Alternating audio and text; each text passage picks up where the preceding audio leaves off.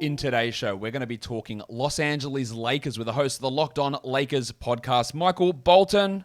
Thanks, Josh. It's Michael Bolton here, and it's time for another episode of the Locked On Fantasy Basketball podcast. Let's get to it. Let's get to it, indeed. You are Locked On Fantasy Basketball, your daily fantasy basketball podcast, part of the Locked On Podcast Network.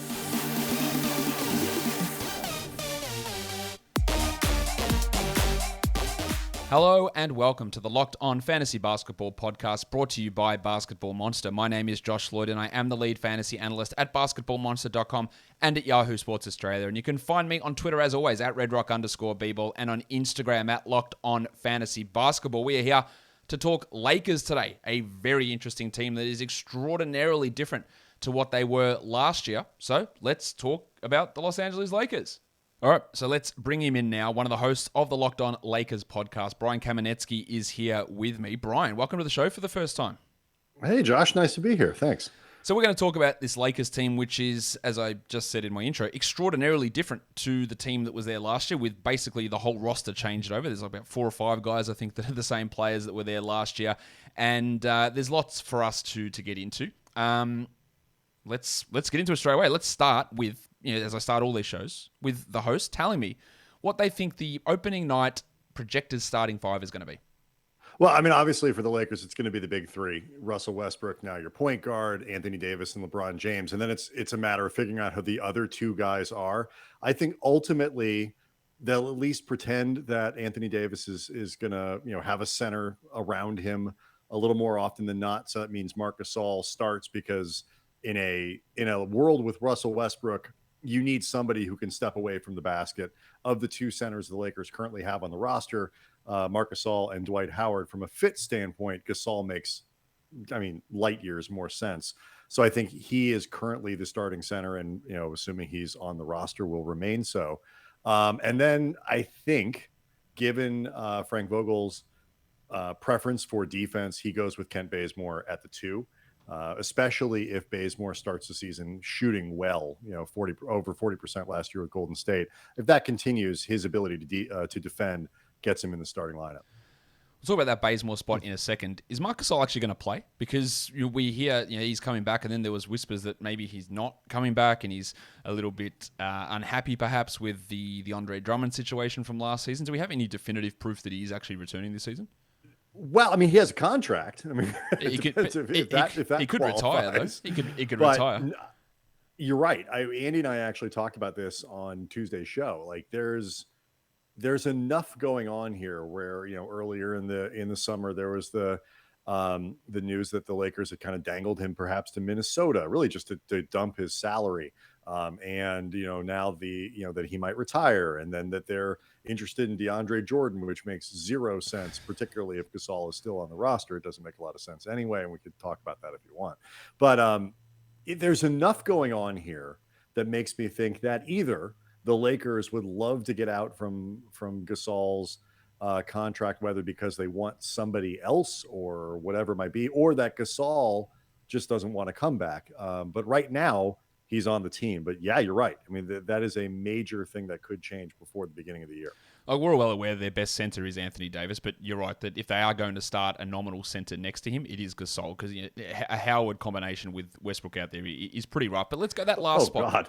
God. No one wants to see it. Lakers fans don't. Nobody wants to see Westbrook and Howard out there together. But that other spot, you've put Kent Bazemore in there. I could easily say that it's Wayne Ellington. You could easily say that it's Malik Monk. You could easily say, well, the Lakers just paid Taylor Horton-Tucker. Maybe they want to put him there. Hey, what about Melo? What about Trevor Ariza? I reckon there's legitimately 7 blokes who could slot into that 5th spot. Do you think that it's what now? And you said Bazemore, he shot 40%. He's not a reliable shooter and hasn't been in his career. He's had good years and he's had terrible years shooting. Do you think this is a situation that if Bazemore becomes a reliable shooter this year, that it's going to be his spot, or will it be Vogel rotating that depending on matchups, and then you'll get an Ellington run, you'll get a Monk run, and you'll just be mixing it up, pretty not randomly but regularly through the season? Ideally, I think they'd love to settle on a lineup and a rotation, but that is possible. The blueprint was there from the playoffs a couple of years ago in the bubble, where Vogel was pretty liberal about shifting up his rotation, sitting certain guys, making adjustments to the starting lineup depending on who the opponent is. And I certainly think they could do that this year. But I think what you're getting at is one of the major questions and challenges for the Lakers this season is they are, first of all, they're throwing a fair amount of stuff at the wall and hoping something sticks. Like, Kent Bazemore's three-point shooting holds up. Malik Monk's shooting last year was the trend where he's actually going, as opposed to 2 years ago, where I forget exactly what it was 28% or something terrible, from 3-point range. Like, so that the guy that was there last year in Charlotte, that's where that's going. Trevor Ariza's defense holds up in his 17th season. All of these things, I think they're thinking that if they have enough volume of potential good outcomes, they'll get what they need. But I don't think they know for sure which one of those things is going to work. And that brings us on to looking at your bench rotation. And this is really interesting. So the 5 guys that you think will probably be those first 5 guys, people need to realize when they're talking about this Lakers rotation that there are 2 to 3 guys who you might expect to play that just won't play every night. So who are the 5 that you have here that you think will be in that initial rotation? All right, guys, I'm 100% sure will play from the beginning of the season. Kendrick Nunn has a very well-defined role behind Russell Westbrook. I think this is probably more about Russ than it is Nunn. If Russ's defense is a little more attentive, I think you can find ways to play the 2 of those guys together, which is potentially interesting. Talen Horton-Tucker is going to play. Like you say, they paid him. He also has a lot of positional versatility where he can run the point a little bit if you need him to. He's obviously slotted as a 2. His arms are 14 feet long. He can play the 3 if his defense, again, holds up. So, we talked about this on Tuesday as well. He's kind of a wild card. If his defense is good, if his shooting is good, it changes completely who gets minutes and where. I think Carmelo Anthony is absolutely going to play at the beginning of the season. And Dwight Howard has a very natural spot as, 15 to 22 minutes a game, depending on Gasol and depending on when Anthony Davis sits as a backup center. That other spot, I have Trevor Ariza there right now because I think they would like him to be part of closing lineups because he is a good defender in the front court. And presumably that's when Anthony Davis slides over to the 5. But Malik Monk's not listed there. Wayne Ellington isn't listed there. All of those guys are going to play at different points of the season, but they're not all going to be playing all the time. Rajon Rondo, not on that list either. There's a lot that they have to figure out. And I think initially Frank Vogel will probably go 11, maybe even sometimes 12 guys deep. But that traditional 10-man rotation is going to squeeze some people. There's no question. Yeah, and then people in their fantasy drafts will be thinking, maybe I'll take Malik Monk with the last pick, or I'll take a Wayne Ellington there. But there may not be a role for these guys. Like that's a possibility. This is a team that they've got 12 to 13 rotation level guys, and then after that, the next guy is Joel Ayayi or Austin Reeves. So it drops off pretty significantly after that. But there's a bunch of these players who you would expect to play. So there's going to be some rotation. There's going to be that sort of thing that has to happen for these guys to get in. So don't expect huge roles from these guys. One of them could, but we're talking 6 guys that could. Which one? Right. There's so many different options here, and it's really, really tough to be able to project who that is going to be. But I can project that the best place to place your bets for football, because football season starting, is Bet Online. College football is going right now. NFL starts next week, and you can get all the updated odds, props, and contests, including online's biggest $500,000 NFL mega contest and the world's largest $200,000 NFL Survivor contest. They're open now at Bet Online. So make sure you head over to that website and sign up. But they've also got a opening night super promo. You make a bet on the opening night game in the NFL, Thursday, September the 9th. The Super Bowl champion Tampa Bay Buccaneers take on the Dallas Cowboys. And if you lose that bet, you get refunded up to $25 for new customers who sign up using the promo code NFL100. BetOnline is the fastest and easiest way to bet on all your favorite sports, from football, basketball, boxing, and right to your favorite Vegas casino game. So don't wait. Take advantage of all of the offers they have over at BetOnline. BetOnline are your online sportsbook experts. It's also a familiar problem. If you are watching college football, you're watching the NFL, but you also want to watch your favorite show or you want to watch movies, and you have to have all these different devices. It's clutter. Well, I want to tell you about a simple way to put all that entertainment you love without the hassle, and a great way to finally get your TV together. It's called Direct TV Stream, and it brings you live TV and on-demand favorites all together like never before, so you can watch your favorite sports, movies, and shows all in one place. That means no more juggling remotes, and no need to buy another device ever again. And the best part, there's no annual contract. So get rid of the clutter and the confusion and get your TV together with DirecTV Stream. You can learn more at directtv.com. That's directtv.com. Compatible device required. Content varies by package.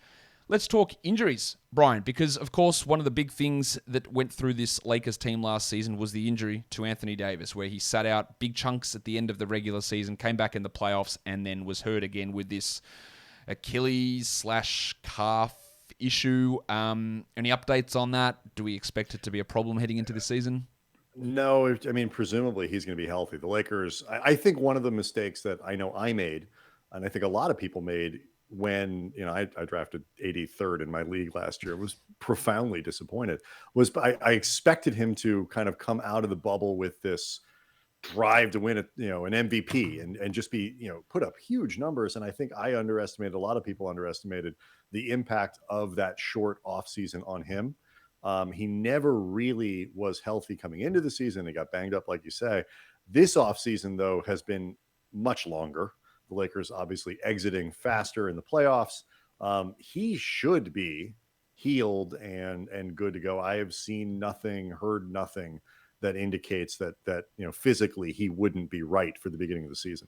We know Anthony Davis has had injury problems through his career, like weird shoulder issues and knee problems and all this sort of thing. So he is always a risk of something going on, but I think some of that is overblown. And the injury last season was obviously a precautionary one in the regular season, and then obviously it flared up more in the playoffs there. Mm-hmm. But I think you mentioned something else there, that even when he did play, like he wasn't the same Anthony Davis. Like the numbers were not anywhere near the same. Like his free throw percentage fell off a cliff for some reason. His block rate dropped way down. His rebound numbers were quite poor. Everything was very, very different in that season versus what it was the year before. So he was a per-game disappointment as well as missing all that time. So hopefully we can get the injury part fixed, but there's other factors we have to look at in terms of his production this year in terms of stats, which we're going to get to in just a second. So we'll get to that in a sec. But let's talk about LeBron, because we hear this, Brian, so many times. I've heard it for years and years and years. LeBron, he's going to take it easy. He's going to take his foot off the gas. He's going to hand the ball and the keys to somebody else in the regular season. He'll only play 30 minutes a night. He'll take games off. He won't be the primary ball handler. And it literally has never happened. Is there any chance? I say no. Is there any chance that he just says, I'm going to be like a catch and shoot guy? Russ, you can do this. I'll play 30 minutes. Yeah, Frank, I'll go easy. It doesn't feel like there's any realism in that at all. But is it possible? He was on track last year to play fewer minutes. I think that is something. LeBron at 32, anywhere between 30 and 33 minutes a night. I think the Lakers would love to see that. Ideally, I think that is something they would like to do. There's obviously going to be a lot that they have to figure out with him and Westbrook when they're playing on the floor together. Who's got the ball in their hands? What does the other guy do when the other player is leading their offense? And does that lead to easy buckets for LeBron? There will be some in transition with the two of those guys pushing up the floor. And I think there's a lot to work out there. I would suspect LeBron's assist numbers will go down some this year just because Russ is so high volume, with those types of things. And he's going to have the ball in his hands a lot. But like the idea that LeBron's going to be off to the side, not doing much, not have an active role, not put up really good numbers across the board, I just don't see that happening. He's LeBron James. Like you're doing it wrong if you're Frank Vogel, if you design an offense that takes the ball out of his hands too much. Yeah, exactly. Certainly definitely in the playoffs, but even in the regular season. Yeah, because it's not like this team is just going to waltz and be a 70-win team. Like, maybe it happens, but it seems unlikely that a team with all these new parts and pieces and with injury concerns and fit concerns, they're going to be able to just cruise through. So LeBron, he did play one fewer minute last season than he did the year before, and maybe that's on track, and he plays 33 or 32 this year, but he's not going to take these wholesale big steps back. And in terms of, people are really worried about resting. And again, LeBron hasn't been someone that's just sat random games consistently throughout his career. He did have an injury, obviously, which cost him a bunch of time last season. But I'm not expecting. Maybe you're different. I'm not expecting LeBron to just be routinely. Well, every back-to-back he's just sitting precautionarily. I think he plays. If Solomon Hill doesn't dive bomb his ankle last year, LeBron probably plays 75 games. I would expect something like that this year in terms of, like, if he stays healthy. I agree with you. He's not just going to sit. They'll find a game here and a game there where maybe they sit him down, load management and all that. But generally speaking, if he's healthy, he's going to play. I absolutely believe that. Yep.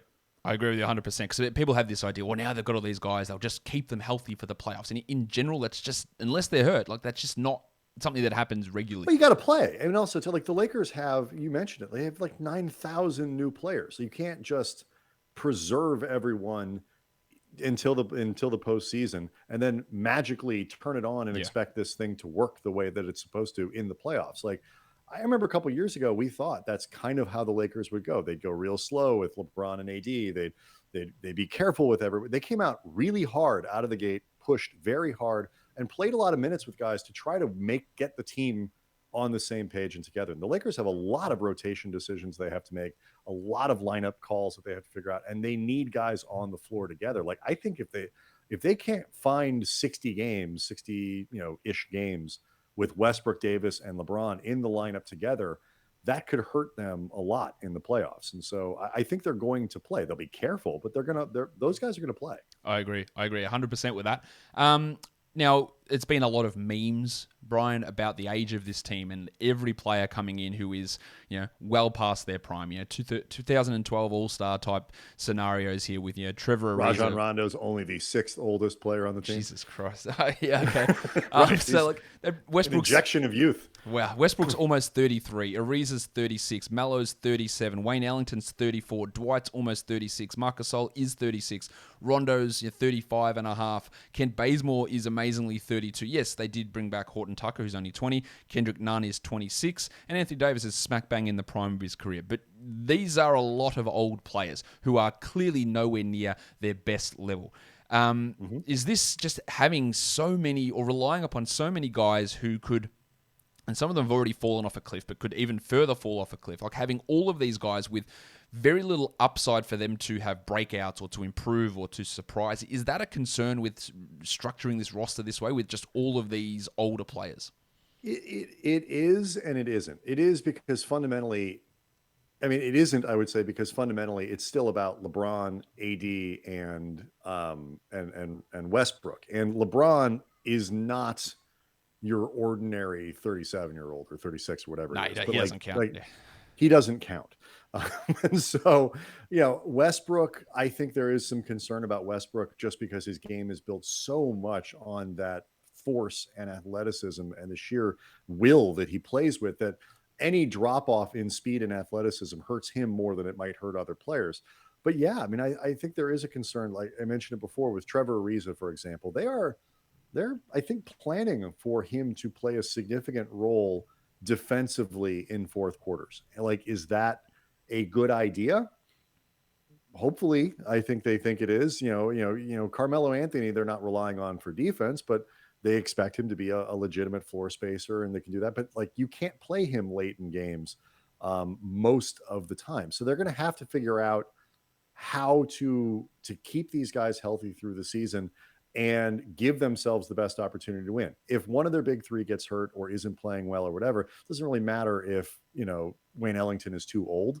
But when you start talking about the margin difference between the Lakers and an elite Western Conference team in the conference finals, or the Brooklyn Nets, presumably in an NBA finals, whether or not those guys are playing well and they can fill out the rotation effectively really does matter. And so the age, like you say, kind of limits the upside, and you just have to cross your fingers, because when guys go downhill at 32, 33, 34, 35, sometimes it happens really quick. Yeah.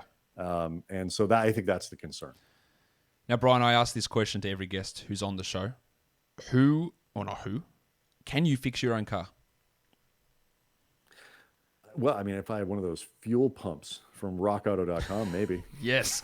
Thank you very much. Because if you are looking for a fuel pump or brake parts or tail lamps or motor oil or whatever, rockauto.com is the place to go. There's no point going to your local chain auto parts store. They're just going to charge you too much, and you're going to have to deal with often intimidating questioning from the bloke behind the counter. Go to rockauto.com. They've been in business serving do-it-yourselfers online for 20 years, and their prices are always reliably low for every customer. There's no point spending 30, 50, 70, even 100% more for the same parts. So go to their website and find all of the parts that are available for your car or truck. But most importantly, when you're checking out, because you're going to check out because the prices are amazing, but when you are ready to check out, there's a How Did You Hear About Us box. And in that box, write Locked On so that they know that we sent you.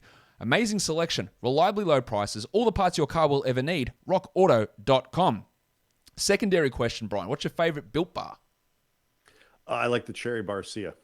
Ooh, I don't think anyone's answered Cherry Barcia. I don't mind the cherry. It's probably mid-tier for me, but this is the beauty of Built Bar. You have the freedom of choice. There are so many different flavors out there that you can find the one that suits you and buy a box of that, or you can buy a mixed box where you get all of the flavors, 2 of each, so you can try and you can sample to see which one is your favorite. But they're not just delicious, Brian. They are also good for you. 17 to 18 grams of protein, 130 to 180 calories per bar, 4 to 5 grams of sugar, and 4 to 5 grams of net carbs. They're also the official protein bar sponsor of the US track and field team, and you can get them for 15% off by using our promo code LOCKED15, LOCKED15 at built.com. Built Bar is the best tasting protein bar ever. All right, we've got one more question to throw at you here, Brian, and this is the one I think most people would have been waiting to hear the answer to. Who is going to take a bigger hit with Russell Westbrook around, Anthony Davis or LeBron James? Because we know that Russell Westbrook is going to have the ball in his hands. He is going to be a much higher usage player than Dennis Schroeder, who was in that spot last year, or anyone else really they've had to pair together. We know that he is going to, let's say, attack the glass for his rebounds. We know he's going to get assists. Who is going to hurt there? We saw Davis's rebound numbers drop way off. Like, who's going to take the usage hit? Who is going to be statistically impacted the most? I actually think it's going to be LeBron, and I think it'll be Russ. I think those guys will kind of shave a little bit off of each other. The guy that I'm actually increasingly optimistic about the statistical output of Anthony Davis this year. We had an interesting conversation with Michael Pina from Sports Illustrated earlier this week about the kind of the big three and what this could look like. And the more I think about it, the more I think it is kind of designed and set up to let Davis just go out and put up big numbers. That LeBron is there, can help Davis. Westbrook is there and can help Davis. And, I think the rebounding might take a little bit of a hit, certainly, but his efficiency is going to get easier shots around the rim, more in transition, things like that. Presumably his free throw percentage should go back up, which I don't know what the hell happened to that last year. Was weird. Presumably that bounces back. I am much more optimistic about Davis's statistical output than I am the other guys in terms of predicting what it's going to look like. I would be surprised. I almost feel like if AD doesn't lead the Lakers in scoring, something isn't working the way it's supposed to. Like I said, outside of the rebounding, I think it's going to be could be a pretty big statistical season for AD. And LeBron, taking a step back for LeBron, means he's putting up slightly less than triple double, almost numbers, on a per minute basis. He should get a little bit more efficient as well. The guy that I think is just fascinating to figure out what his end numbers are going to look like scoring on down is Westbrook, just because there is the presence of these other guys here. I mean, it's one thing to play with James Harden. It's another thing to play with LeBron and AD. It's going to be really interesting to see how Westbrook does there, because in that season that he played with Harden, he averaged only 7 assists per game, and he was under eight rebounds per game. So we think about Westbrook as this guy that's stealing rebounds and assists and averaging triple-doubles. With Harden, he didn't do that. And now he's got LeBron and Davis to deal with. I assume you don't expect him to average a triple-double, which I don't either. I don't, no. But do you expect Westbrook to average 20 points per game? Because I don't. No, I do not. I think he's probably in that, it's probably close. I've got him at 19. Something like that. And I think LeBron is around 23, 24, and, AD is somewhere above that. And I think part of that is by design, because I think Russ, while there aren't a lot of people I can say genuinely doesn't care what you think, the royal you. I do think he hears these conversations about, can he change the way he plays? Can he be more efficient? Can he take a backseat off? I think he's going to shoot less. I think he's going to take a lot of these things, whether it's performative, whether it's, however you want to define it. I just think he's not going to go at the same kind of volume that he's gone in years past, in the same way that Harden, when he got to Brooklyn, answered some of those questions about, oh wait, too many basketballs, by saying, that's fine, I'll just shoot less. It's okay.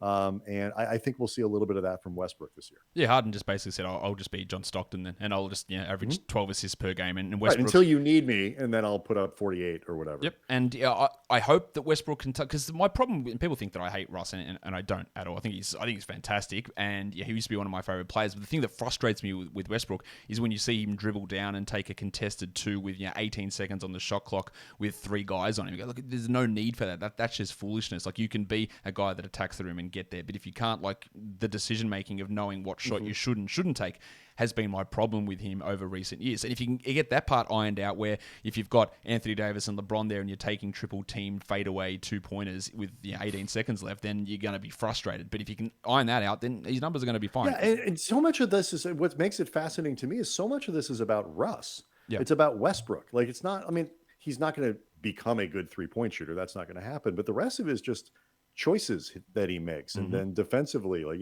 attention that you pay. Can you cut when you don't have the ball? He's capable of it, but like, it's been a while since that's been something that's asked of him that he really needs to do. But he's in control of most of the things that we look at and say, yeah, but Westbrook, it's not a great, like, he can fix a lot of it himself. Yeah, you can. And he doesn't need to become a great shooter to do it. He just needs to cut out the shots that he can't hit. And that is a lot of them. You just don't take those shots. Like, give them to other players, and understand your pecking order on this team. And hopefully he does it, because it'll be awesome for Lakers fans and awesome for Russ if he does that. But we just need to see that in action. Brian, that'll do it for us today. Thank you for coming on and talking about the Lakers with me. Of course, they can catch you and your brother over on Locked On Lakers 5 days a week. Thanks for chatting Lakers with me. Anytime. And that'll do it for today's show. Don't forget to follow this podcast on Apple Podcasts, Google Podcasts, Stitcher, Spotify, and on the Odyssey app. Well, if you're here on YouTube, give it a thumbs up, leave a comment down below, ring the notification bell, guys. We are done here. Thank you so much for listening, everyone. See ya.